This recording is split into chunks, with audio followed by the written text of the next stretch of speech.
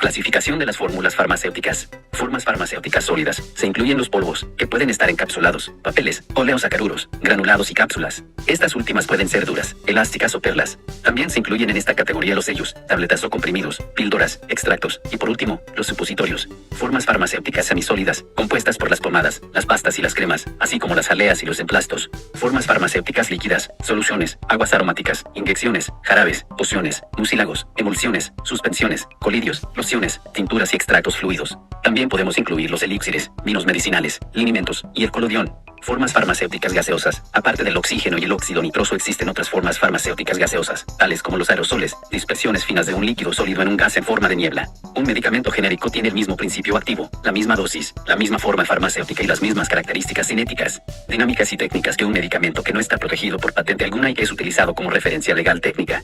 Análisis aplicables al control de calidad. Propiedades físico-químicas. Test de disolución. Test de uniformidad de contenido. Ensayos biológicos. Métodos instrumentales. HPLC. Cromatografía de gases. Espectrofotómetro de infrarrojo. Espectrofotómetro de absorción.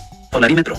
Obtención de los principios activos. Los principios activos y excipientes farmacéuticos de origen vegetal pueden obtenerse por métodos alternativos a la extracción química, los cuales resultan más limpios y eficientes. Los fluidos supercríticos son capaces de extraer las sustancias de alto valor añadido con una elevada pureza. Estos procesos son limpios, no dejan ningún tipo de residuo o contaminante, por lo que no es necesario gestionar vertidos o subproductos. La extracción por fluidos supercríticos consta de una sola etapa de extracción y fraccionamiento, dando lugar a mayores concentraciones del principio activo y mayores purezas. Asimismo, estos principios activos y excipientes son mucho más efectivos. Es necesario garantizar que los principios activos y los excipientes cumplen con las características y límites de contaminantes descritos por la farmacopea, lo cual constituye un requisito legal.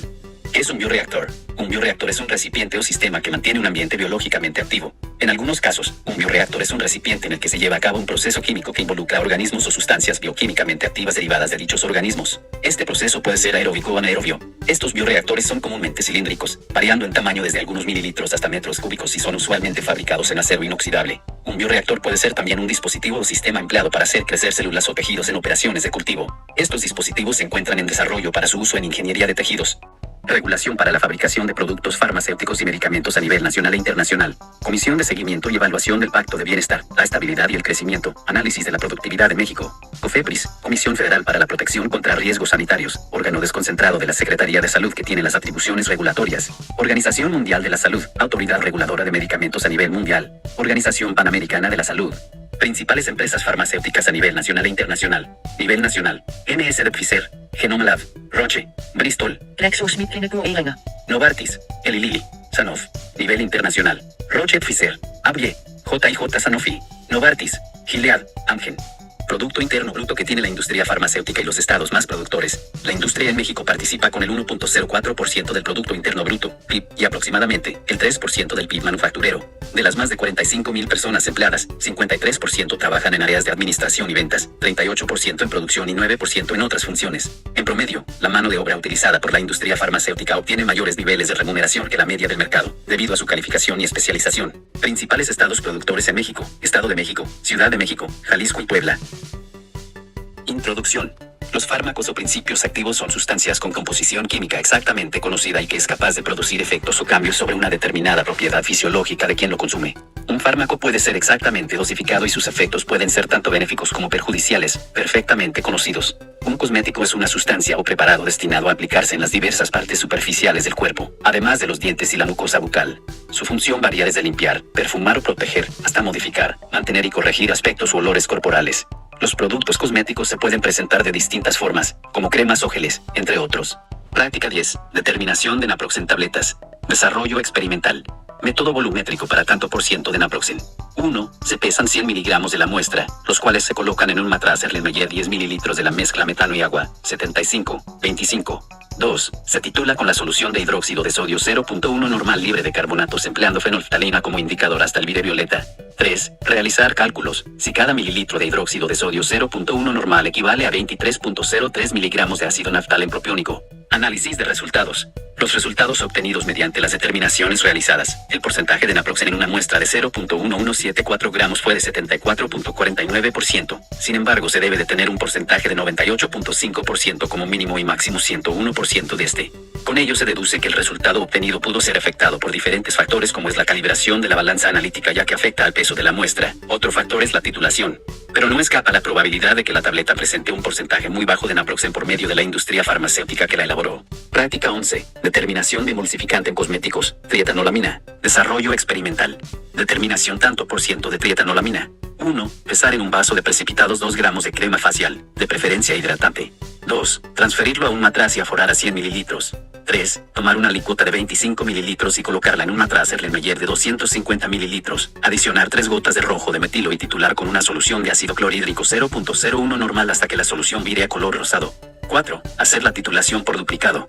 Análisis de resultados. Al realizar los procedimientos correspondientes para la determinación de trietanolamina se obtuvo 0.14% de este, para lo cual el porcentaje máximo a utilizar en productos cosméticos es de 10%. Considerando ese porcentaje con el resultado obtenido se puede deducir que está dentro del límite requerido. Práctica 12. Cuantificación de un conservador. Preparación de la muestra. 1. Pesar 5 gramos de la muestra del producto lácteo o crema facial y transferirlo a un matraz Erlenmeyer. 2. Adicionar 60 mililitros de agua a 50 grados centígrados. 3. Añadir 3 gotas de hidróxido de sodio al 5%. 4. Calentar por 30 minutos y agitar. 5. Adicionar 2 mililitros de ferrocianuro de potasio al 15% y agitar ocasionalmente. 6. Adicionar 2 mililitros de sulfato de zinc al 30%. Mezclar y diluir a 100 mililitros con agua destilada. 7. Reposar por 20 minutos. Filtrar. Al filtrado adicionar 1 mililitro de ácido sulfúrico diluido 1:3. 8. Adicionar 2 gotas de fenolftalina al 1% y adicionar 3 mililitros de hidróxido de sodio 0.25 molar y agitar. 9. Transferir a un embudo de separación y extraer con 10 mililitros de éter etílico, agitando por inmersión muy lentamente cuidando que no se gasifique y proyecte el tapón. 10. Decantar la fase acuosa en un vaso de precipitados y desecharla. Lavar con 15 mililitros la fase etílica y decantar el agua desechándola. 11. Decantar la fase etílica a un vaso de precipitado y calentar a baño María casi a sequedad, en la campana.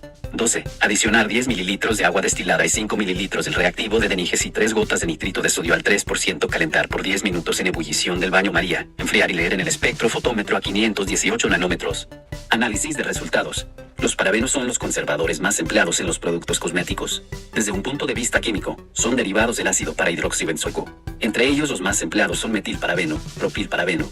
Al realizar los procedimientos para la cuantificación de un conservador, la crema muestra utilizada presentó 34 microgramos de parabenos. La legislación de la Unión Europea permite el uso de parabenos en cosméticos, pudiendo un mismo producto contener uno o varios de ellos. La máxima concentración total permitida en los productos de consumo es de 8 gramos de parabenos por kilogramo de producto cosmético, siempre que ningún parabeno individual esté presente en una concentración superior a 4 gramos por kilogramo. Con estos datos se concluye que la muestra presentada está dentro del límite aceptable. Sin embargo, al saber los daños que producen este tipo de conservadores, se ha buscado reducir dichos límites. Conclusión. Es de vital importancia la industria farmacéutica y cosmética para el sector productivo históricamente. Esta industria ha ayudado a erradicar importantes enfermedades que han acechado al ser humano a través de los tiempos. Enfermedades de las que las actuales generaciones poco tenemos conocimiento. Además de ello, intenta satisfacer las necesidades de la sociedad mediante la promoción de la investigación, el descubrimiento y desarrollo de nuevas medicinas que lleven a los pacientes a vivir más tiempo de una manera saludable y productiva.